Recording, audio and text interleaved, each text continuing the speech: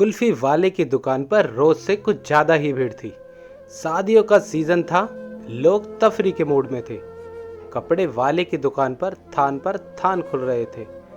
गली में चूड़ी वाला कलाइयाँ पकड़ते पकड़ते परेशान हो गया था और घंटाघर से तीसरी गली में प्रकाश ब्रास बैंड वाला तो इतना बिजी था कि जैसे बैंड मास्टर नहीं, इंफॉर्मेशन और ब्रॉडकास्टिंग मिनिस्टर हो।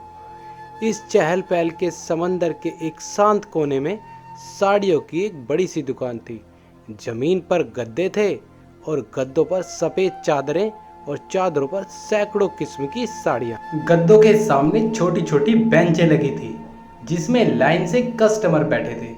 दाहिने से तीसरी बेंच पर 23 से 24 साल की एक लड़की ने अपनी माँ से कहा, मम्मा मैं हिस्ट्री के नोट्स लेकर आती हूँ।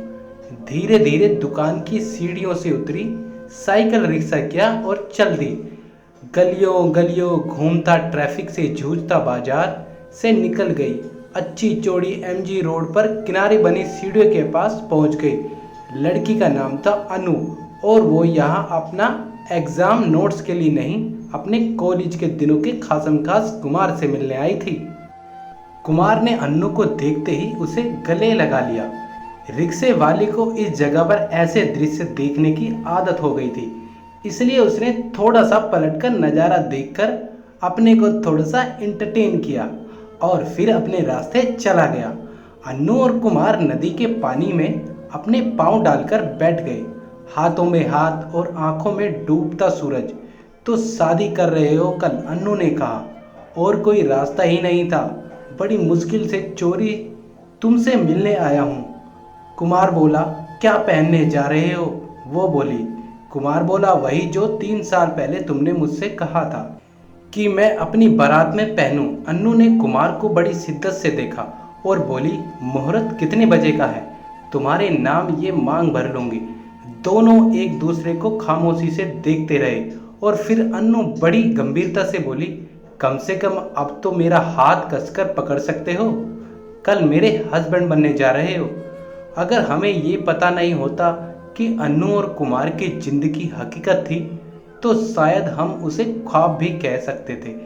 6 साल पुराने प्रेमी आखिरकार अपने माँ बाप से लड़ झगड़ कर, नाराज होकर एक दूसरे से शादी कर बैठे थे। वो एमएससी फाइनल का स्टूडेंट था और वो बीएससी सेकेंड ईयर की। जॉइंट फैमिलीज में पले थे दोनों।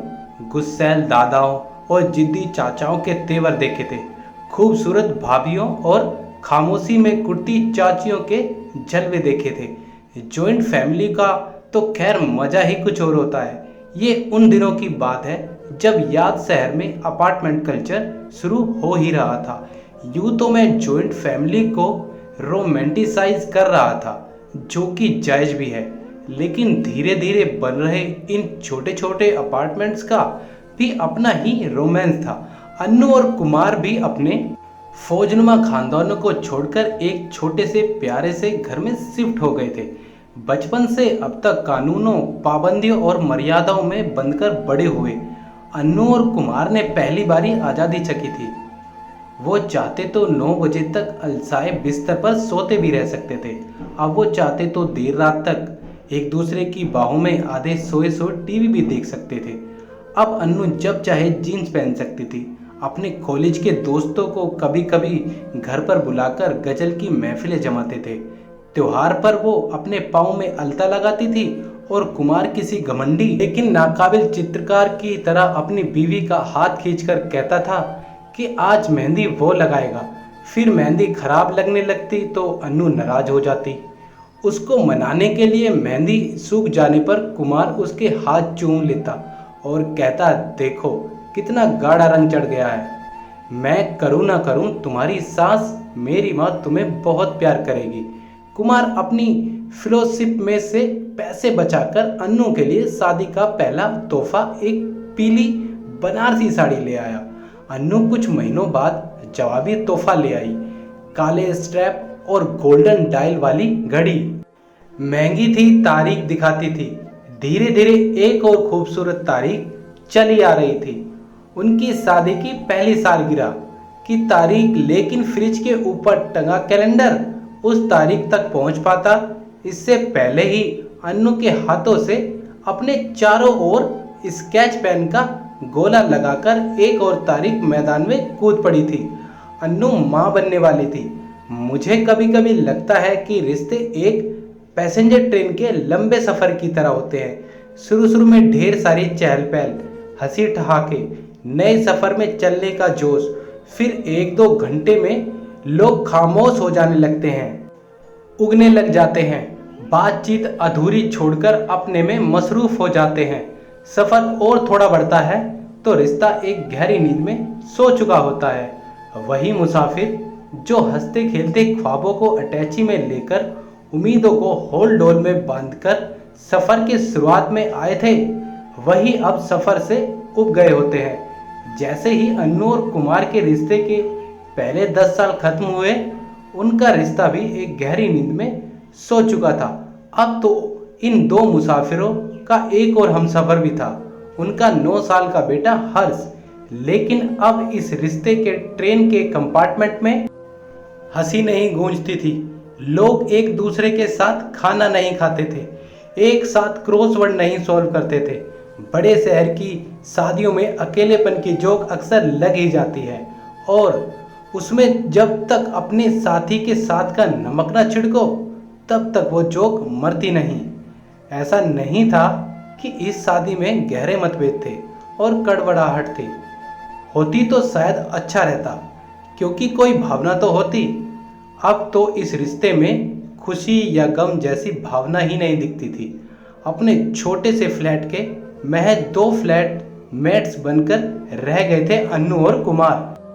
ना ज़्यादा बात करते थे, ना शाम को सैर पर जाते थे, ना संडे को एक साथ राशन की लिस्ट बनाते थे, ना बृहस्पतिवार को सब्जी मंडी में साथ जाकर बड़े बड़े थैले लेकर ठेले के सामने कटहल पर मोल भाव करते थे।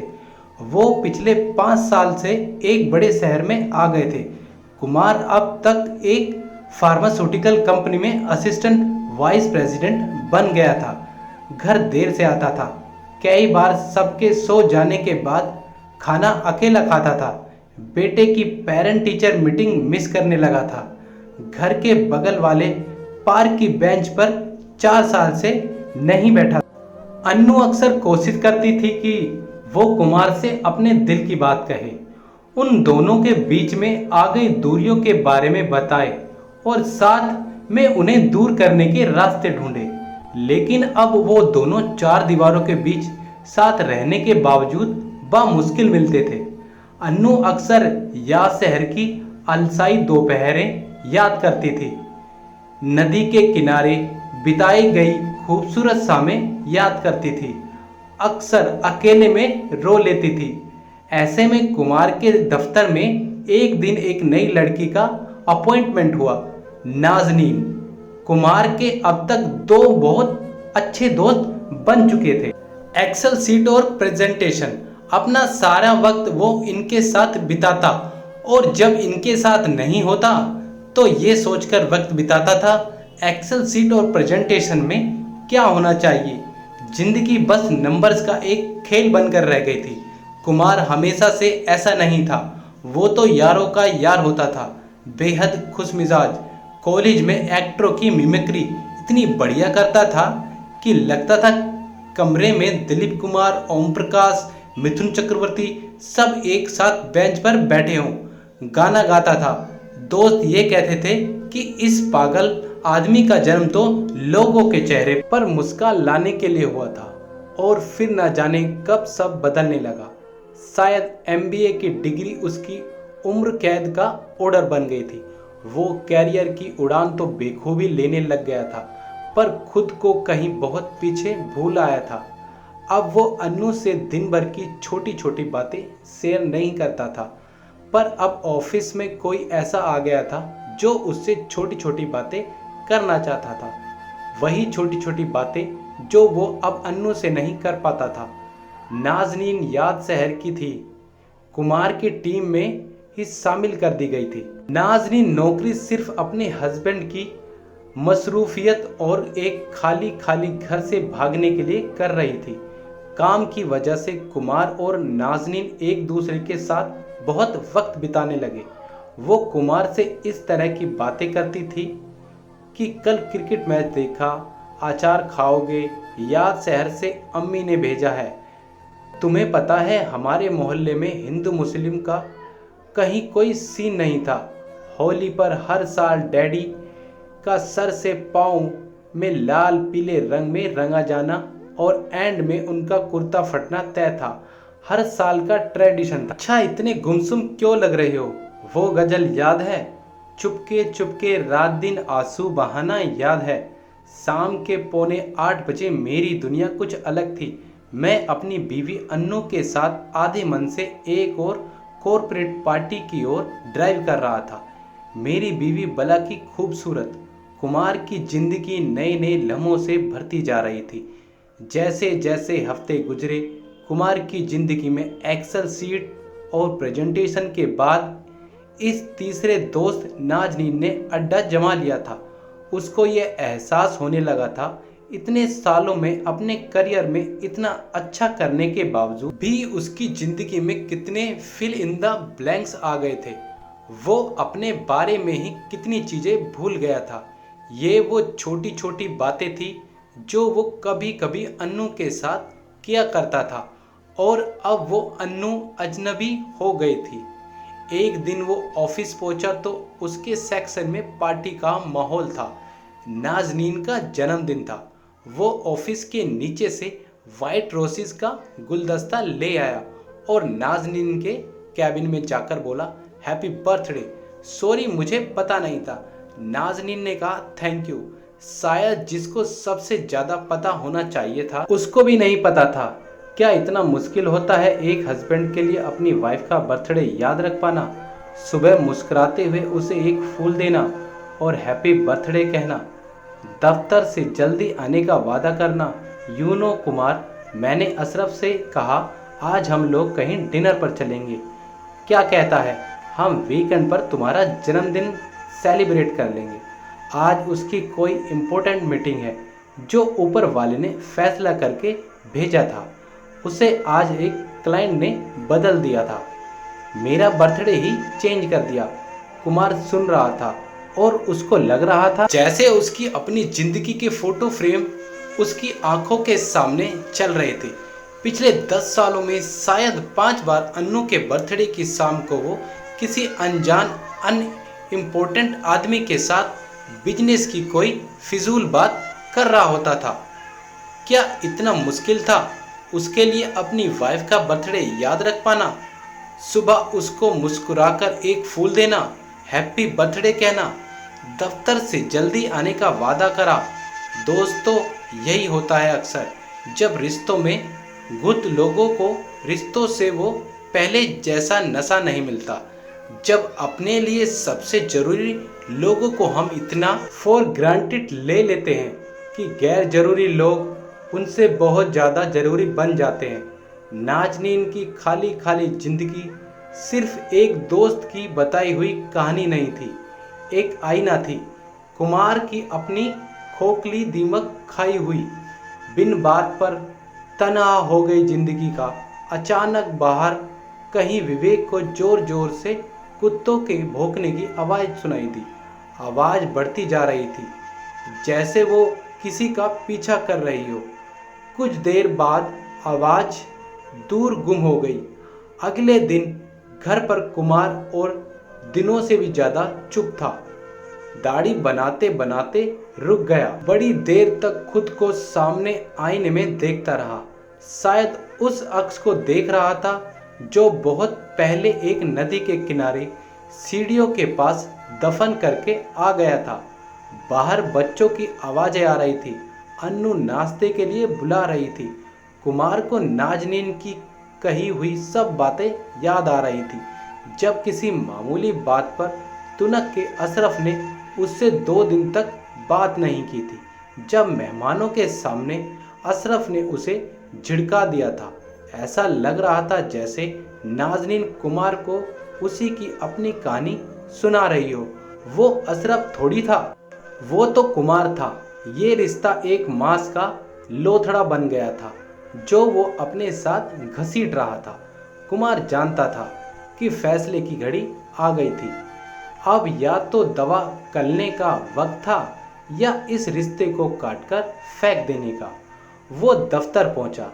लंच के बाद नाजनीन उसके कैबिन में आई और बोली, मैं थक गई हूं कुमार, बहुत कोशिश की पर अशरफ और मेरा रिश्ता शायद कब का खत्म हो चुका था। अब मैंने और उसने इस पर कोर्ट की मोहर लगाने का भी फैसला कर लिया है। तुम वो गलतियां मत करना जो अशरफ ने की। अपने रिश्ते को बचा लो प्लीज। कुमार ने मेज पर पड़े कागज के 2 पन्नों को देखा और नाजनीन से कहा, तुमने देर कर दी सलाह देने में नाजनीन। मैं अपना फैसला पहले ही कर चुका हूँ। कम से कम तू इस घमंड की नींद से तो जागेगी यार। तेरे ओवर कॉन्फिडेंस के खर्राटे तो बंद होंगे। तू असलियत का करवट तो बदलेगी। ऐ मेरी प्यारी एक्स पत्नी। यहाँ शहर की फ्लाइट सुबह 9:30 पर थी। फैमिली कोर्ट में शाम 4 बजे आने को कहा था। घर से एयरपोर्ट तक कुमार और अन्नू एक शब्द भी नहीं बोले। कुमार के चेहरे पर कोई भाव नहीं था। फ्लाइट से उतरी, टैक्सी में बैठे। एयरपोर्ट से उनके घर की ओर जाने वाली सड़क से टैक्सी बाएं मुड़ गई। अन्नू ने कहा, ये कि घर जा रहे हैं। गाड़ी अच्छी चौड़ी एमजी रोड पर फर्राटे से चल रही थी। सिविल लाइंस के बगल से बाएं मुड़ी और करीब 10 मिनट में याद शहर के बाहर नदी के किनारे बनी सीढ़ियों के पास पहुंच गई। कुमार उतरा। उसने अन्नू को गले से लगा लिया। बोला, आई एम सॉरी, मैं बदल गया था। मुझे फिर से वैसा ही बनना है। हेल्प कर दो मेरी। हमने यहीं से की थी ना अपने रिश्ते की शुरुआत। चलो फिर से एक नई शुरुआत करते हैं। Happy birthday Annu. अन्नू और कुमार नदी के पानी में अपने पांव डालकर बैठ गए। हाथों में हाथ और आंखों में डूबता सूरज। दोनों एक दूसरे को खामोशी से देखते रहे। फिर कुमार बोला, कम से कम अब तो मेरा हाथ कसकर पकड़ सकती हो। 3 घंटों में कोर्ट में हमारी दूसरी शादी है। बस इतनी सी थी यह स्टोरी। दोस्तों, कैसी लगी आपको आज की वीडियो?